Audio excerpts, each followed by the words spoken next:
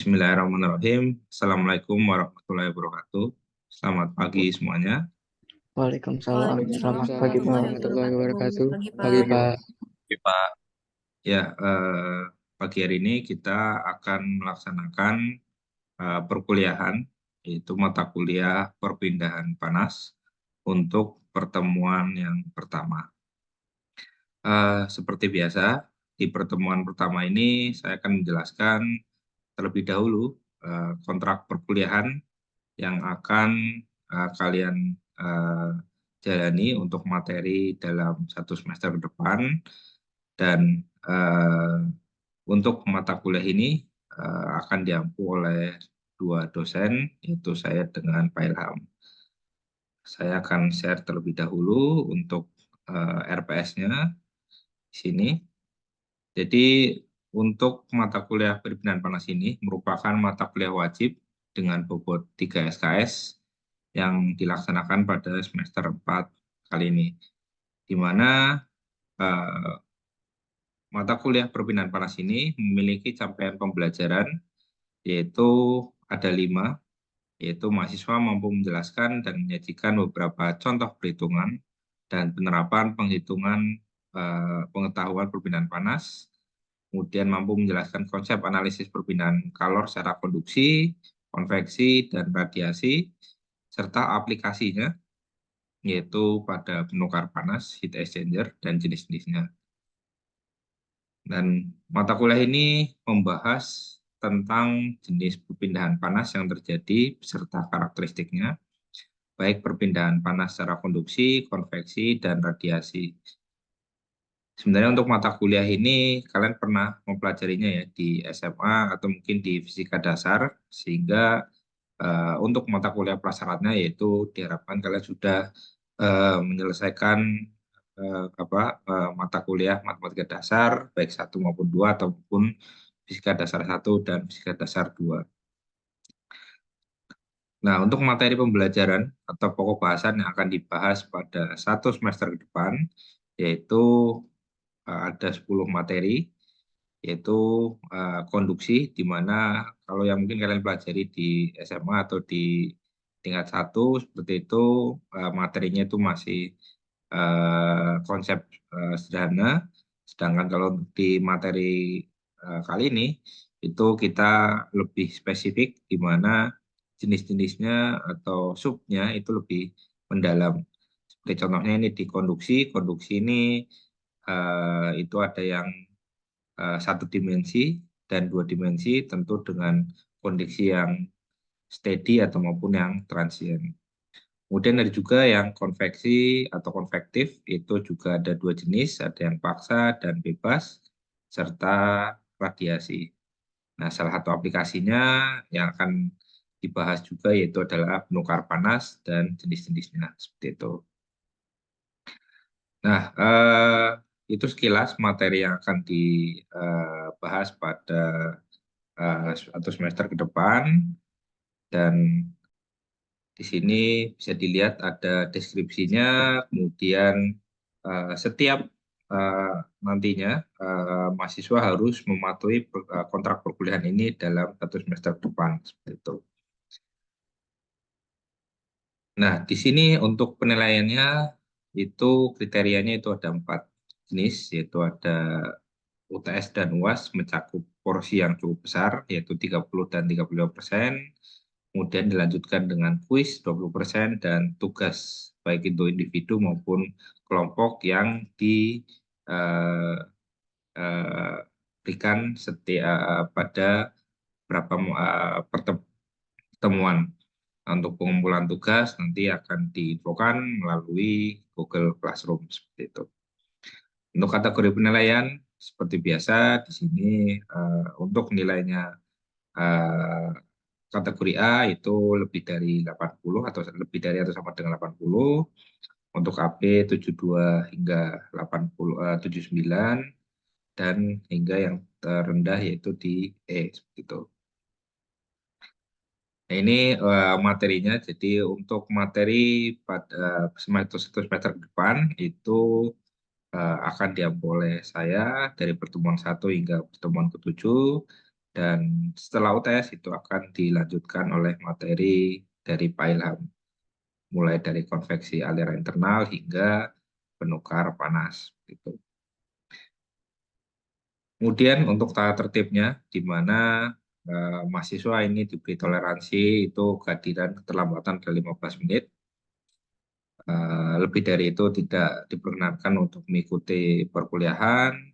Kemudian kehadiran untuk persyaratan mengikuti UAS itu minimum kehadirannya adalah 80% dari total. Jadi kalau total pertemuan dalam satu semester itu adalah 14, berarti minimumnya adalah sekitar 11 pertemuan seperti itu. Dan dalam perkuliahan itu wajib berpakaian rapi dan sopan, dan tidak ada kaos oblong, sandal, dan dosen akan menilai mahasiswa secara objektif sesuai dengan poin-poin penilaian yang sudah dijelaskan sebelumnya, seperti itu. Dan kemudian setiap ujian atau maupun kuis itu dilarang untuk mencontek atau kerjasama satu sama lain. Bagi yang ketahuan tentunya akan diberikan nilai 0 langsung seperti itu. Dan di akhir perkuliahan nilai akan diberikan terlebih dahulu sebelum nilai diinputkan ke si akad. Jadi bagi yang menginginkan transparansi, dosen akan memberikan jawaban dan mahasiswa diberikan waktu untuk melakukan koreksi jika terdapat kesalahan dalam perhitungan penilaian sebelum nilai diinputkan seperti itu. Kemudian referensi yang digunakan pada perkuliahan ini yaitu ada 4. Jadi ini yang utamanya, rujukan utamanya itu adalah Incropera. Itu edisinya bisa edisi yang terbaru, atau saya gunakan edisi yang ke-6 ini, atau untuk rujukan tambahannya itu ada yang heat transfer Holman, karangan Holman, atau maupun yang heat dan mass transfer untuk yang pengarangnya White ini. Itu kurang lebih pengenalan kontrak perkuliahan di awal perkuliahan pagi hari ini. Sampai sini ada yang tanyakan sebelumnya, sebelum kita masuk ke dalam materi pertemuan pertama? Sudah cukup jelas semuanya? Sudah cukup jelas, Pak. Jelas, Pak. Oke, baik. Cukup jelas, Pak. Kita lanjut untuk materi pertama dari pertemuan perpindahan panas pagi hari ini, yaitu kita memperkenalkan apa itu perpindahan panas beserta aplikasinya. Slide-nya sudah terlihat semua? Terlihat, Pak. Sudah, Pak. Oke, baik. Sudah, Pak. Ya, mengawali perkuliahan pada mata kuliah perpindahan panas ini, itu diawali dengan teori dasar dari fisika. Jadi definisi terkait dengan energi, kinerja, atau temperatur dan panas itu saling berkaitan satu sama lain. Ya mungkin yang sudah kalian pelajari ya di perkuliahan sebelumnya atau pembelajaran sebelumnya, di mana terkait dengan energi itu kita di dunia ini atau di alam ini pasti membutuhkan namanya energi. Tanpa adanya energi, itu proses itu tidak akan terjadi. Nah, bentuk-bentuk energi tersebut itu beragam jenisnya. Ada yang bentuknya adalah potensial, yaitu memanfaatkan ketinggian seperti itu. Ada yang bentuknya mengandalkan kecepatan, yaitu adalah kinetik. Kemudian ada yang kimia, elektrikal, elektromagnet, dan juga yang berkaitan dengan temperatur, yaitu energi termal. Nah, sesuai dengan hukum termodinamika di sini, bahwa energi tersebut itu tidak dapat diciptakan atau maupun dimusnahkan. Tetapi energi itu dapat berubah bentuk, yaitu atau dapat berpindah tempat dari satu tempat ke tempat lainnya. Sehingga energi tersebut itu bisa diukur atau ditakar dan ada harganya. Jadi yang kalian gunakan energi listrik tersebut di rumah itu kan kalian membayar ya seperti itu ya. Makanya ada harganya dan dapat diperjualbelikan. Jadi yang kalian terima listrik di rumah itu adalah bentuknya energi, bukan daya seperti itu. Nah, energi yang berubah kuantitas tersebut itu kita namakan sebuah kerja. Dan energi tersebut itu terkandung di dalam semua zat dan ada beberapa bentuk energinya yang dimana perubahan tersebut itu berlangsung secara termal. Nah, kalau berkaitan dengan termal berarti itu akan berkaitan dengan temperatur seperti itu. Nah, dengan adanya perubahan tingkat kandungan tersebut, maka terjadi adanya perubahan temperatur. Nah, ini ilustrasinya di sini bahwa ada dua benda, ada benda A dan benda B, yang dimana memiliki temperatur dan energi yang berbeda. Nah, ini kalau di sini definisi dari temperatur tersebut itu adalah indikator tingkat kandungan energi termal. Jadi kalau tingkat energi termalnya itu kandungannya besar atau tinggi, maka temperatur zat tersebut itu akan meningkat.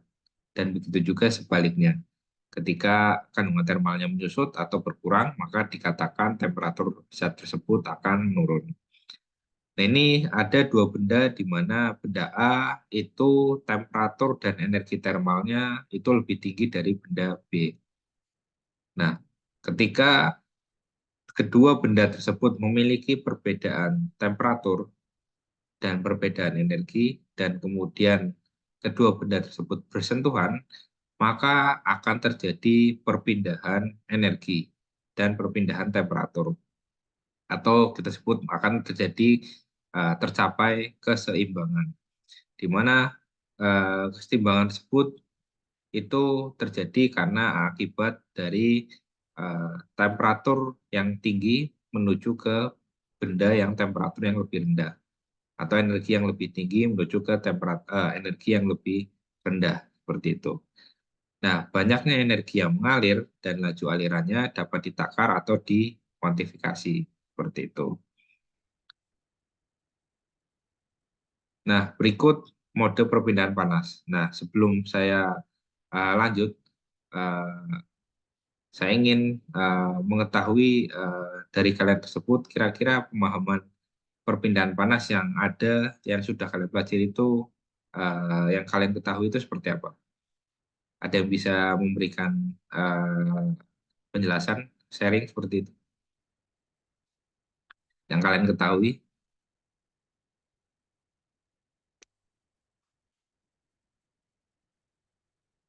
Mungkin Dinda, mungkin pernah yang Iya, pemahaman Dinda ya, iya, setahu saya mungkin memasak air ya, Pak, di panci, di atas kompor itu. yaitu bentuk apa? Jenis Bentuk perpindahan panasnya apa? eh, konveksi, kalau secara konveksi gitu, Pak, setahu saya. Contoh konveksi yang memasak air seperti itu ya. Iya, Pak. Oke, kalau untuk yang konduksi,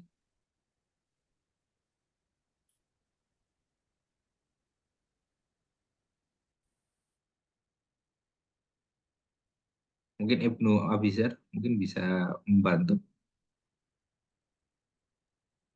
Konduktor yang ini nggak sih Pak? Misalnya lagi masak air Pak, kita pakai garpunya ikutan panas Pak waktu masak air. Kalau dia logam, Ya, itu salah satu konduksi. Kemudian kalau yang radiasi,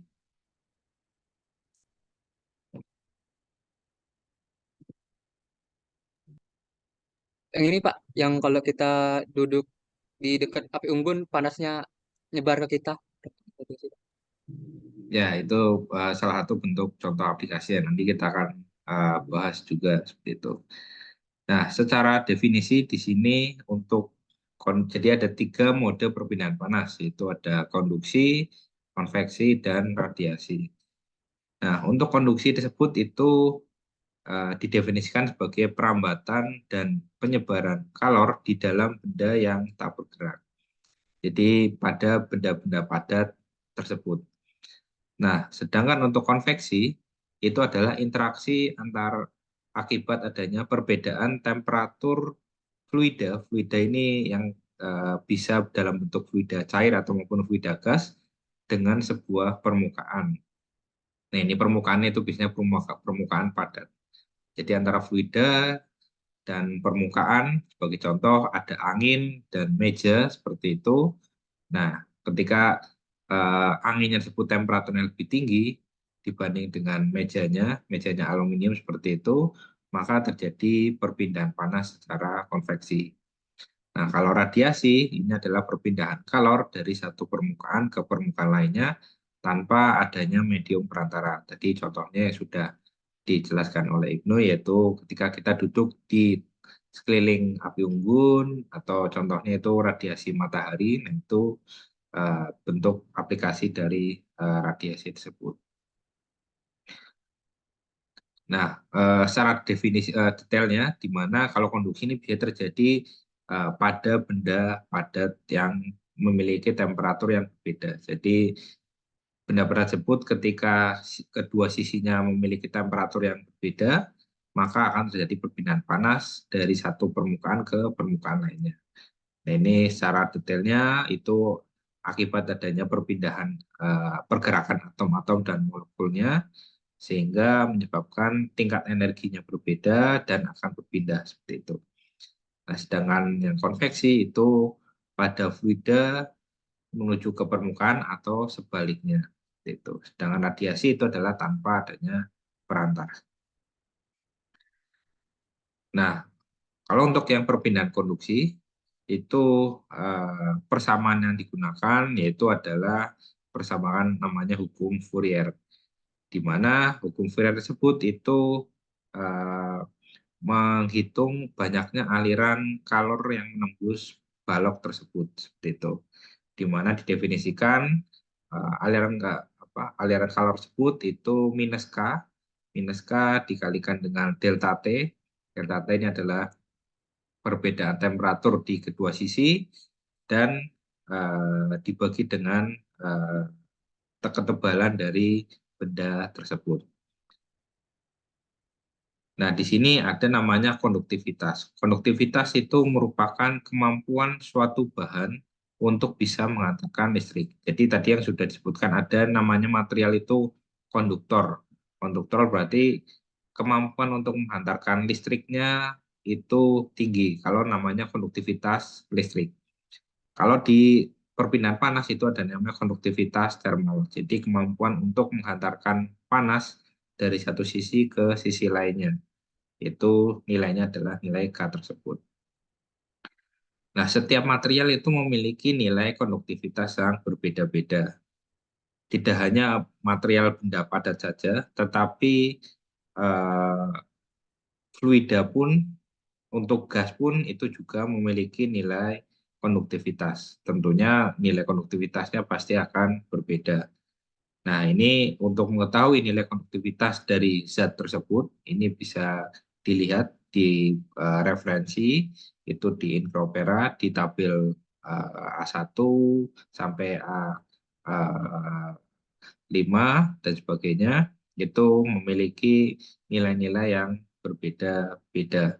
Di sini juga kita bisa mengetahui nilai beberapa parameter lainnya, seperti massa jenis, kemudian viskositas, dan tentunya itu akan membantu dalam perhitungan di perpindahan panas nantinya. Yang di appendix A tersebut itu bisa dilihat. Jadi untuk bisa mengetahui nilai sifat, namanya adalah sifat termofisik dari suatu bahan, baik itu bahannya berupa material padat, logam maupun non-logam, atau juga sifat termofisik dari gas, itu akan berpengaruh dalam perhitungan dari nilai aliran kalor yang mengalir pada sistem tersebut. Ini salah satu contohnya. Jadi aplikasinya itu di setrikaan yang sering kita gunakan setiap hari. Mengapa gagang tersebut itu eh, diberikan material insulatif? Karena di bagian bawah itu ada elemen pemanasnya yang tentunya ketika dinyalakan kelistrikannya akan terjadi perubahan dari listrik menjadi panas, dan panas ini akan menyebar ke seluruh permukaan benda tersebut.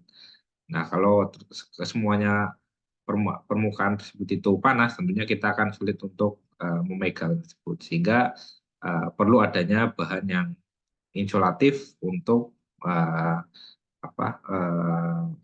menghilangkan atau mengurangi konduktivitas dari thermal tersebut. Kemudian yang kedua yaitu adalah konveksi, yaitu perpindahan perpindahan panas dari fluida ke permukaan atau sebaliknya. Nah, kita tahu di sini bahwa setiap fluida yang mengalir itu molekul itu akan bergerak secara bebas dengan kecepatan tertentu. Sehingga ketika terdapat fluida yang mengalir di suatu permukaan padat, maka akan terjadi dua fenomena atau lapisan batasnya. Jadi ada lapisan batas secara kecepatan maupun lapisan batas dari temperatur. Karena kita tahu di udara sekitar itu pasti ada kecepatan udara dan ada temperaturnya. Nah, ini asumsi di sini bahwa permukaan padatnya itu lebih tinggi daripada fluida yang bergerak, sehingga aliran kalornya atau aliran panasnya ini akan berpindah dari temperatur yang tinggi ke temperatur yang rendah. Berarti dari permukaan menuju ke lingkungan sekitar. Nah, akibatnya lapisan batasnya itu bisa dilihat bahwa untuk lapisan batas temperaturnya pada saat temperatur permukaan itu nilainya lebih tinggi, tetapi ketika sudah pada ketinggian tertentu, maka temperaturnya ini akan eh, temperaturnya ini akan menyesuaikan dengan temperatur lingkungan. Begitu juga dengan kecepatan. Kecepatan pada saat di titik permukaan itu adalah kecepatannya 0, tetapi ketika sudah pada ketinggian tertentu, itu maka kecepatannya akan mendekati atau sama dengan kecepatan udara sekitar. Ini adalah nilai atau simbol Taiga. Taiga itu berarti kondisi lingkungan sekitar. Nah, sama halnya dengan persamaan di konduksi, di konveksi pun juga ada persamaannya, yaitu kita untuk mengetahui nilai perpindahan kalor konvektifnya, maka kita sebutnya adalah flux kalor konveksi, itu adalah Q double dot, itu adalah sama dengan H dikalikan dengan diferensiasi temperatur. Diferensiasi temperatur dari mana? Dari permukaan dikurangi dengan temperatur lingkungan. Jika temperatur permukaan lebih tinggi daripada temperatur lingkungan. Sedangkan kalau temperatur lingkungan lebih tinggi daripada temperatur permukaan, berarti aliran kalornya dari fluidanya menuju ke permukaan tersebut. Dan ini berpindah. Nah, untuk H ini adalah koefisien konveksinya, di mana koefisien konveksi ini akan dipengaruhi oleh kondisi di lingkungan sekitar. Nah, ini contohnya dari aplikasi dari konveksi. Tadi salah satu contohnya adalah di memasak air. Sebenarnya memasak air itu aplikasinya itu tiga, keseluruhan mode perpindahan panas ada di keseluruhan aplikasi tersebut. Jadi di memasak air itu ada konduksi, ada konveksi, dan ada juga radiasi. Ini salah satu contoh aplikasi secara konveksi yang ada di sekitar kita, yaitu kalau yang punya kendaraan motor, yaitu ketika kendaraan kita itu berjalan seperti itu, maka sebenarnya kita itu menembus udara di sekitar dengan kecepatan udara tertentu. Nah, udara tertentu tersebut itu akan mendinginkan engine permukaan luar dari engine block, di mana engine block ini kan dalamnya terdiri dari atau untuk proses pembakaran tersebut. Ketika proses pembakaran, temperaturnya naik. Ketika tanpa ada proses pendinginan dari udara, temperaturnya akan naik terus, maka akan suatu titik itu bisa menyebabkan suatu kebakaran. Itu contoh dari konveksi yang ada di sekitar kita. Selain itu juga kipas angin ini salah satu contoh di Madinah, itu ketika udara sekitar itu kering dan panas, maka dengan adanya aliran udara yang bergerak gerakan oleh kipas tersebut, maka tentunya ini akan mendinginkan atau energi termalnya ini akan terserap dari proses penguapan tersebut itu. Kemudian yang terakhir yaitu adalah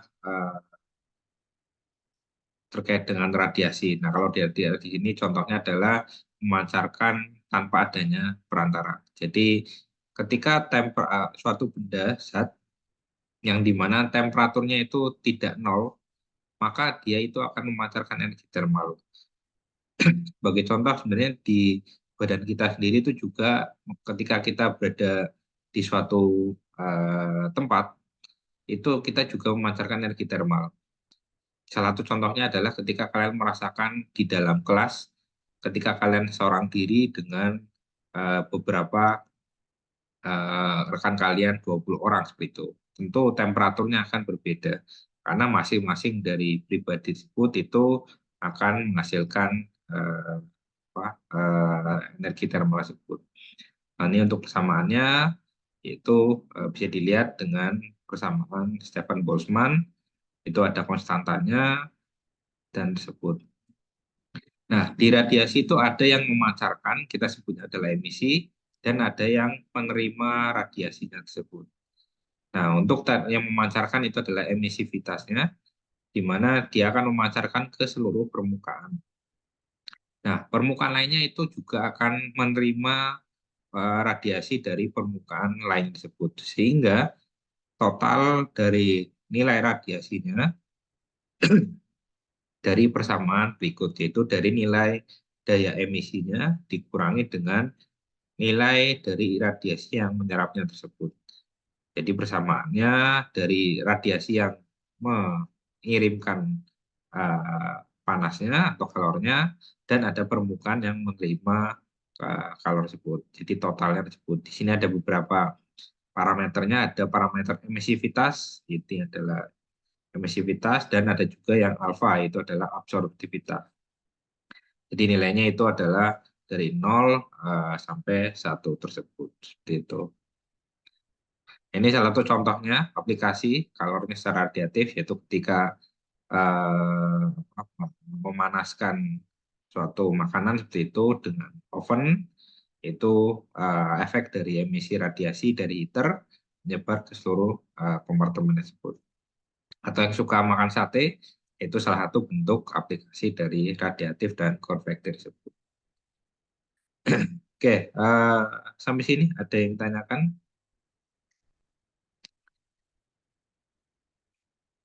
Sudah cukup jelas? Sejauh ini sudah cukup jelas, Pak. Oke, kalau tidak ada, ini ada contoh soalnya, jadi kalian bisa kerjakan untuk latihan awal dalam perhitungannya, dan nanti akan silakan nanti dikumpulkan di GCR yang sudah di-share sebagai latihan awal dari perhitungan pada mata kuliah ini. Itu saja untuk pertemuan pada pagi hari ini. Jika tidak ada pertanyaan, kita akhiri dan kita lanjutkan materinya di minggu depan. Itu saja. Terima kasih atas kehadirannya. Saya tutup untuk perkuliahan pada pagi hari ini. Terima kasih atas kehadirannya. Wabillahi taufiq wal hidayah. Wassalamualaikum warahmatullahi wabarakatuh. Waalaikumsalam warahmatullahi wabarakatuh. Terima kasih, Kak. Terima kasih, Pak.